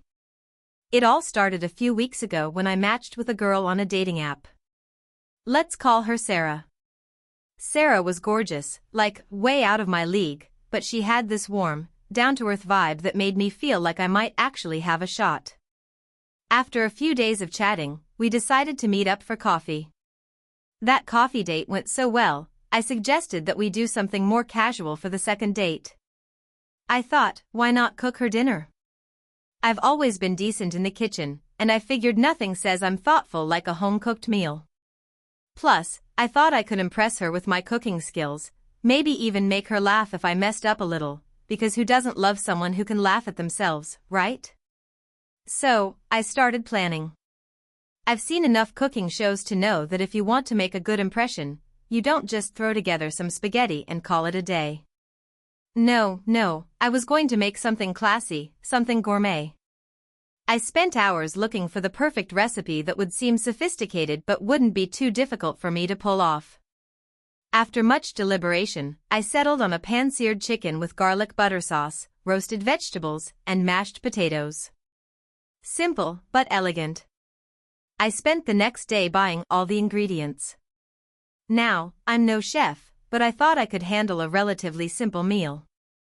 I had all the tools, good knives, a fancy frying pan, some wine, and plenty of seasoning. When I got home, I was feeling confident. I started prepping the vegetables, chopping them into neat little cubes, seasoned them, and put them in the oven to roast. So far, so good. The chicken, however, was going to be the real test. I was supposed to get a nice, crispy sear on it while not overcooking the inside. I'd seen people do it on YouTube, and it looked easy enough. What I didn't account for was the fact that my stove is, let's just say, a little on the older side. The burners are uneven, and sometimes the heat distribution is, questionable. Anyway, I started heating up the pan, and things were going all right at first. I added a little butter and olive oil to the pan, then threw in the chicken. I was trying to get that golden brown, crispy skin. But here's where I went wrong. I had the heat too high. The chicken started sizzling like it was auditioning for a role in a disaster movie. I panicked and turned the heat down, but by then, the butter had started to burn and smoke. I didn't think much of it at first, thinking, hey, no big deal, I'll just turn the fan on and keep going.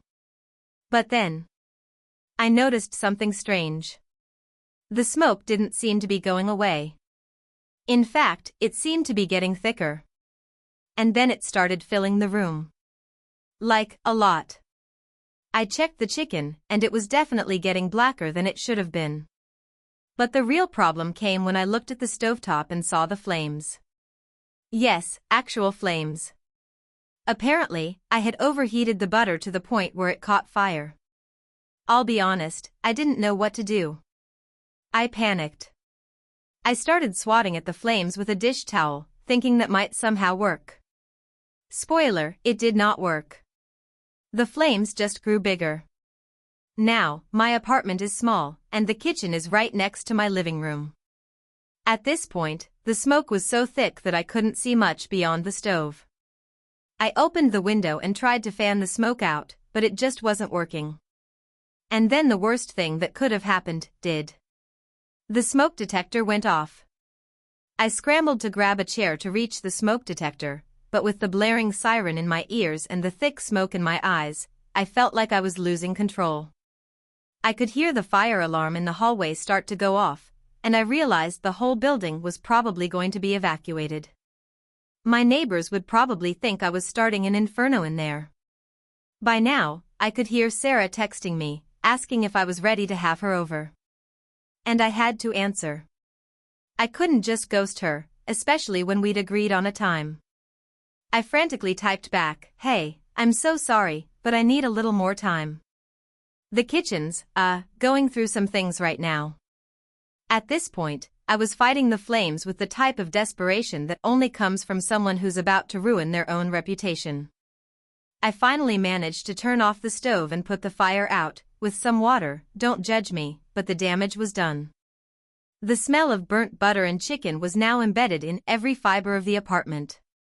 The fire department didn't show up, thankfully, but the whole building smelled like an inferno. I immediately ran to the kitchen and threw all the ruined food into the trash. I was covered in grease and sweat, and my hands shook. How could I face Sarah now? How was I going to salvage this? There was no way I could still invite her over with everything smelling like charred disaster. But I wasn't giving up. I quickly threw on some fresh clothes, opened all the windows to air out the place, and threw a candle on the table to try to mask the burnt stench. Then, I pulled out my phone and texted Sarah. I told her the truth. I'd been trying to cook and it went badly. But, I added, if she still wanted to come over, I'd be more than happy to order takeout and spend the evening chatting. She laughed in her reply, and actually, I think she appreciated the honesty. Sarah showed up about 20 minutes later, and to my surprise, she was very cool about it. We sat down at the table, ordered Chinese food, which was way better than the chicken I had attempted, and had a really fun evening. In fact, we laughed a lot about the whole kitchen disaster. In the end, it wasn't the food that made the night memorable. It was the connection we had, and the fact that I was willing to admit my failure without trying to cover it up. So, yeah. TIFU by trying to impress a girl with my cooking skills, but somehow, it turned out okay. I'll probably never try to cook her dinner again, but at least I learned the importance of knowing my limits in the kitchen. And also, smoke detectors are for real. Anyway, we're still seeing each other. I guess a little fire hazard didn't scare her off after all. The moral of the story, be honest, keep the fire extinguisher close, and never underestimate the power of ordering Chinese food. TIFU by accidentally sending my boss a nude instead of the work presentation, so, I'm an idiot. A huge, massive idiot, and now I'm paying the price. Let me start at the beginning, though. It all started this morning, like any other.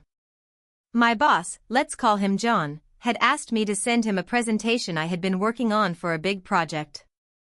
It was the kind of thing that could make or break my career, so naturally, I wanted to make sure everything was perfect. I spent hours double-checking the slides, tweaking the visuals, making sure the data was clean, and polishing my arguments. I was feeling pretty good about it by the time I was ready to send it. Now, here's where things start to go downhill. The previous night, I'd gotten home a little late after meeting up with some friends, and I was pretty tired. But there's one thing you need to know about me: I'm one of those people who, no matter how tired I am, just cannot ignore my phone. So, I decided to check a few messages before going to bed. That's when I received a text from my girlfriend. We had been flirting a bit, and as usual, she sent me a picture of herself in, let's just say, an intimate setting. It wasn't the first time, but for some reason, that night, I wasn't as quick to delete it. I wasn't thinking much about it, just kind of absent-mindedly swiping through my phone and enjoying the rest of the evening. Now, fast forward to this morning. I'm groggily making coffee, checking my emails, and getting my work done. I finish the presentation, attach the file, and open up my email to send it over to John. I always keep my inbox and outbox very organized. As I'm typing out the message, I realize I also need to send a quick text to my girlfriend, nothing too important, just a quick "hey, I'll talk to you later" sort of thing. Here's where I made my fatal mistake. My phone was sitting next to my laptop, and while I was typing my email, I absent-mindedly picked up my phone to send the text to my girlfriend.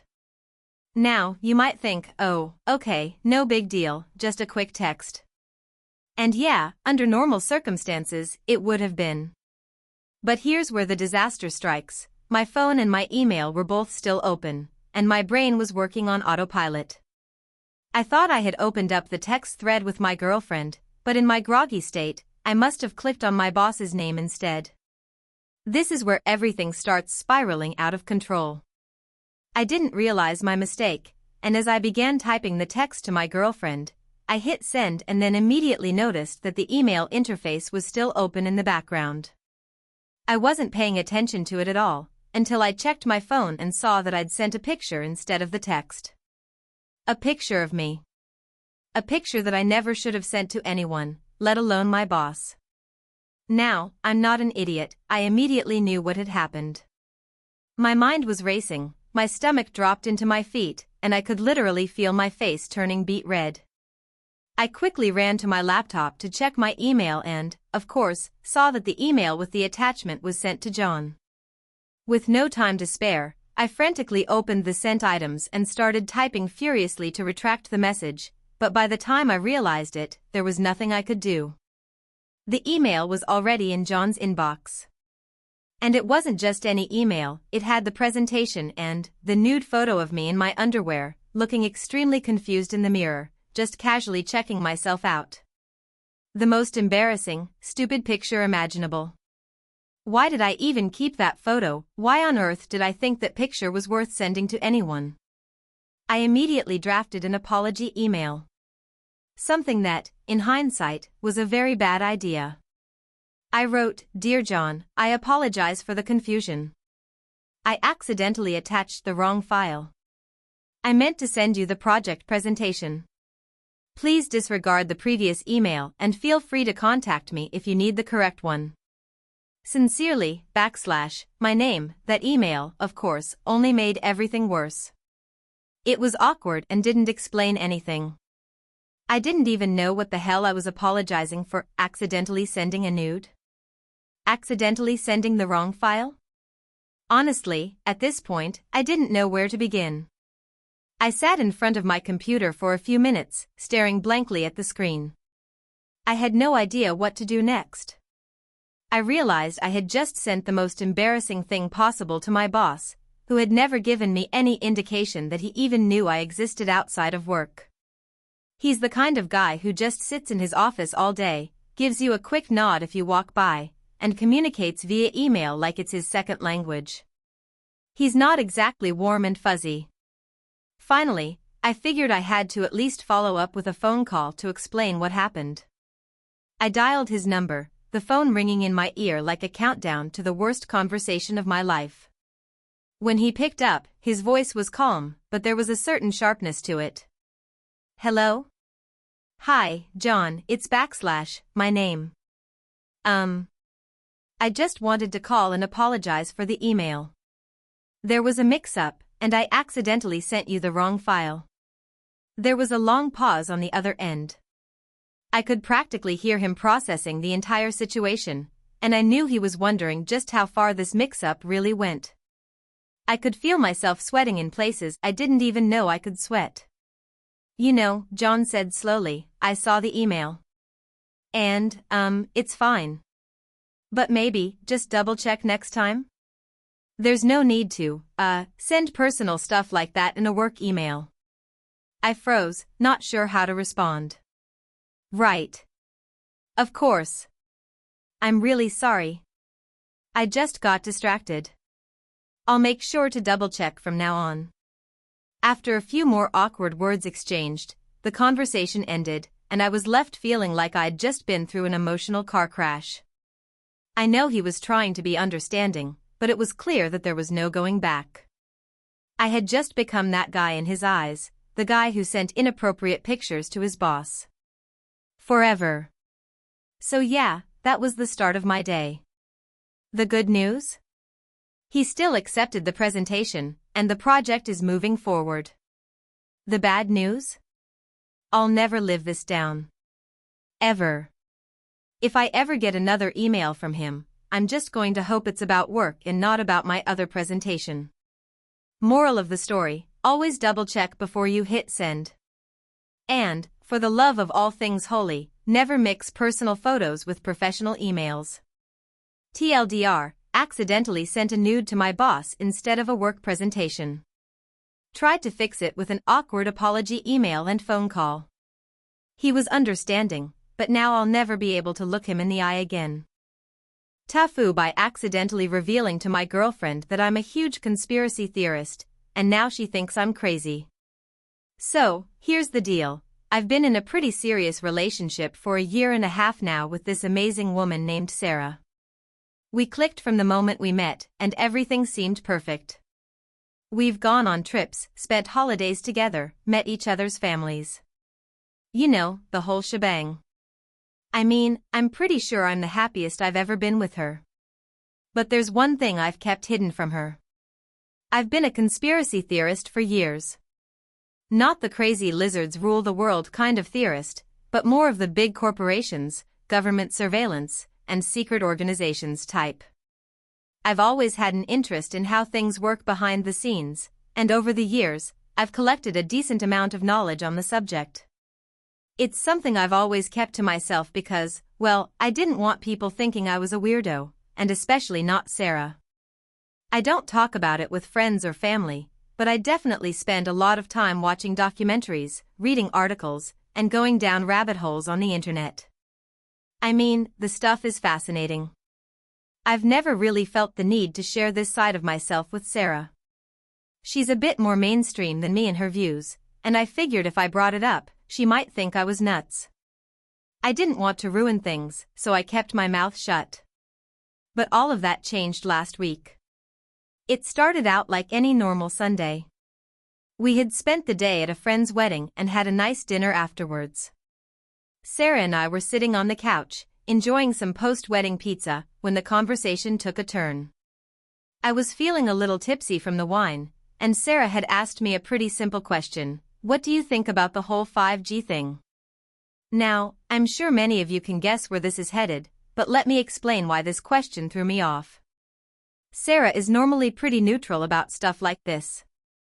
She doesn't really pay attention to conspiracies, but she's always interested in hearing my opinion on topics. So, when she asked about 5G, I thought, hey, maybe she's curious and actually wants to hear what I have to say. I got a little too excited and went off on a tangent. I started talking about how 5G could be part of a larger plan to control the masses, and how it's not just about faster internet speeds but about surveillance and data collection. I was throwing around buzzwords like smart cities, surveillance capitalism, and totalitarianism like it was my job. I could see Sarah's eyes widening, and she looked at me like she was processing what I was saying but wasn't entirely sure whether she should be laughing or concerned. I should have stopped right there. I really should have. But the wine had me on a roll, and I just kept going. I started talking about other things, how facial recognition software is being used more and more, how social media is manipulating public opinion, how the whole world is slowly being built for a one-world government. I even started talking about the Illuminati, like I was in a full-on documentary. At this point, I'm pretty sure I could have convinced a group of college students that the moon landing was faked, and Sarah would have just been sitting there nodding in disbelief.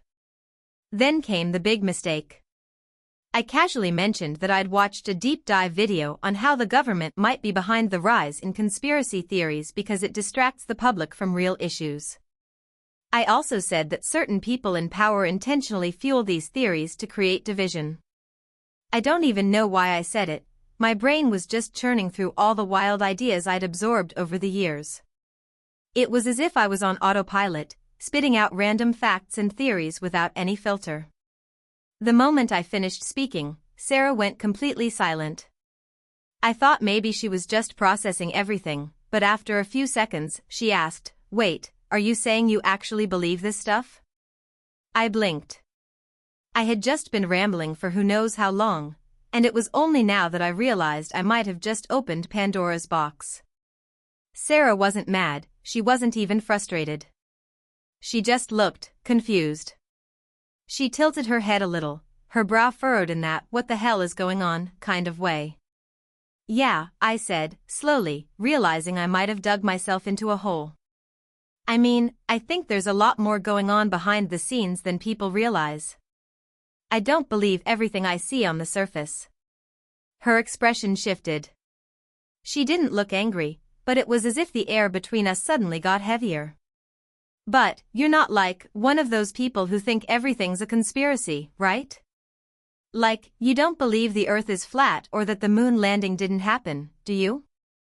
I felt my stomach drop. It was too late now. I had already made the first mistake. I gave her a sheepish smile and said, "Well, I mean, some of the stuff is questionable, but no. I'm not one of those people. I just think there's more to the story." She didn't look convinced.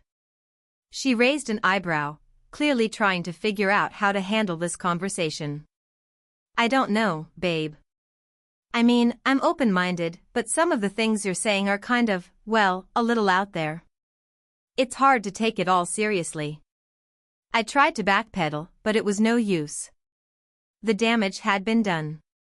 She asked me more questions, trying to gauge whether I really believed all these theories or if I was just messing around.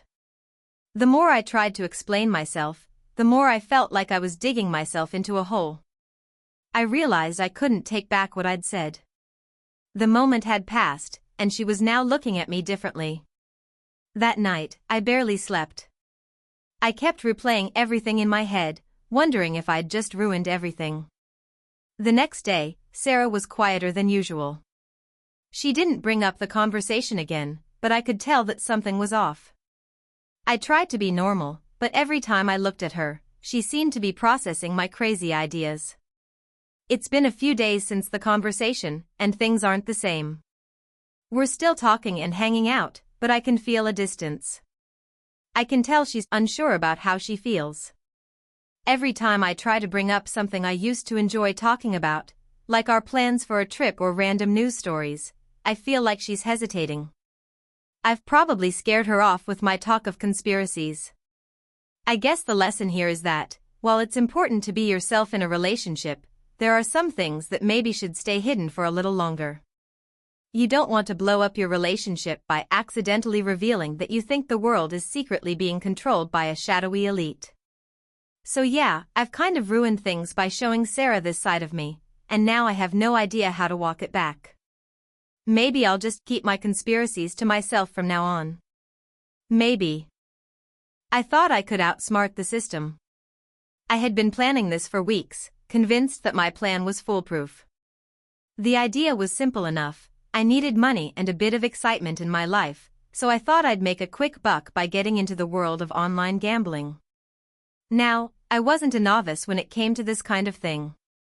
I'd watched videos, read guides, and understood the risks.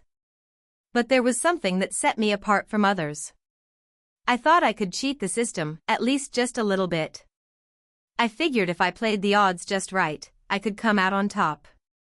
It all started on a Tuesday evening. I was sitting on my couch, scrolling through my phone, when I came across an ad for an online casino. They were offering a welcome bonus, double your initial deposit. Now, I wasn't a huge gambler, but I was intrigued by the idea of getting something for nothing. You know how it goes, free money always sounds too good to pass up. And besides, what was the worst that could happen? A little extra cash for the weekend? I thought I could handle it. I went ahead and signed up, making my first deposit of $100. The bonus kicked in, and suddenly I was sitting on $200. My stomach did a little happy flip. I mean, this was easy money, right? I quickly picked my first game, blackjack. I knew the basics, but I wasn't exactly a pro. Still, I felt confident. I mean, it was just about playing the odds, right? At first, everything went according to plan. I was winning more often than losing. I made a few smart plays, hit on a couple of lucky streaks, and before I knew it, my $200 had turned into $500. This was way too easy. I started getting cocky. My bets got bigger. I was convinced that I was some kind of gambling genius, just tapping into the secret rhythm of the universe that only I could see. But like all good things, it started to unravel. Slowly at first. I lost a few hands, but nothing that hurt too much. The real problem came when I decided to really push my luck. There was this guy at the virtual table who'd been winning all night. He was one of those guys who had an air of confidence that made you think he was some kind of pro. I figured if I could mimic his betting style, I could match his success. I started raising my bets, just like him, trying to ride his coattails to a bigger payday. And that's when the first red flag appeared. I don't know if it was the casino's algorithms or some bizarre twist of fate, but after I mirrored his strategy, everything started going wrong.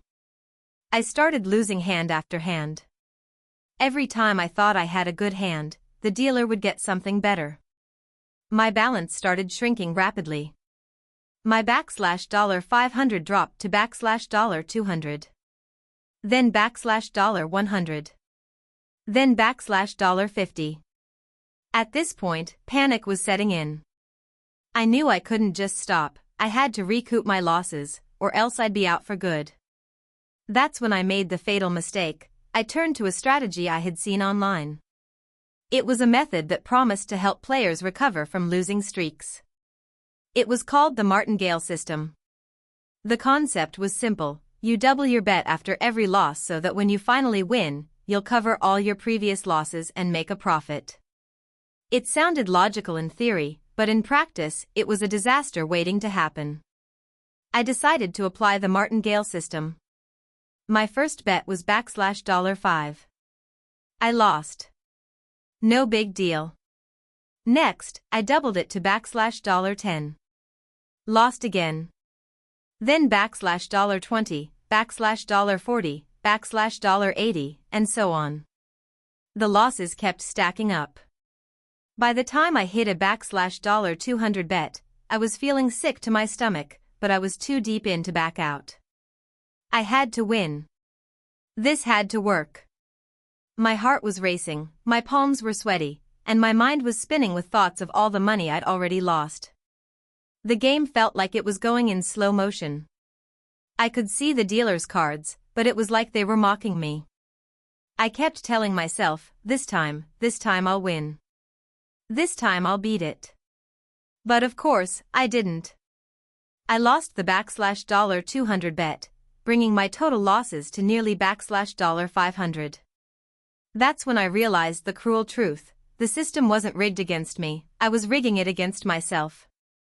I'd been so blinded by the idea of free money and quick gains that I didn't see how easy it was to fall into a trap of addiction and desperation. But the real kicker came when I went to check my balance. The house had wiped me out completely. Every last cent. But that wasn't even the worst part. The worst part was when I tried to log out of the site, only to be bombarded with pop-up messages telling me that I needed to verify my account. I'd been so eager to get started that I hadn't even bothered to complete the verification process earlier. Now I had no way of accessing my winnings, or rather, what would have been my winnings had I not destroyed everything by chasing losses. I felt like an absolute idiot. I was sitting there, staring at the screen in disbelief, as the reality of what I had done hit me. I had gambled my entire balance away, and now I was locked out of my account.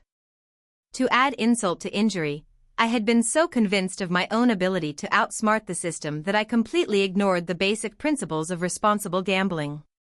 And there I was, out $500, with no one to blame but myself.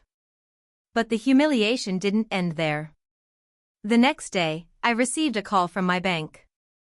Apparently, they had flagged my account for unusual activity due to the large amount of money I had deposited and withdrawn within such a short time. They were concerned that I was involved in some kind of fraudulent activity. I tried to explain the situation to them, but they didn't seem to care. They just kept asking if I had been properly informed of the risks involved in online gambling. It was like they were reading a script, and it dawned on me that I wasn't the first person they had dealt with who had made a similar mistake. So, yeah. That's how I learned the hard way that gambling isn't something you can control with a few clever tricks or by betting big when you're on tilt. I was just another guy who thought he was smarter than the system, and it came back to bite me. I ended up losing not just money but a whole lot of time and energy trying to recover from my losses. I still think about that night sometimes, how I could have just walked away, how I could have saved myself the grief and embarrassment. But I didn't. And now I've learned my lesson. Don't gamble like I did. It's easy to think you're immune to the risks, but it'll catch up with you in ways you don't expect. I'd give anything to go back and hit the pause button, but the truth is, I can't. All I can do is share my story in hopes that someone else out there will learn from my mistakes before they make the same ones. Thank you for watching until the end. If you enjoyed this video, don't forget to like and subscribe to the channel so you won't miss new videos. Also, leave a comment, I'd love to hear your thoughts. Your support and engagement mean a lot to me. See you in the next video.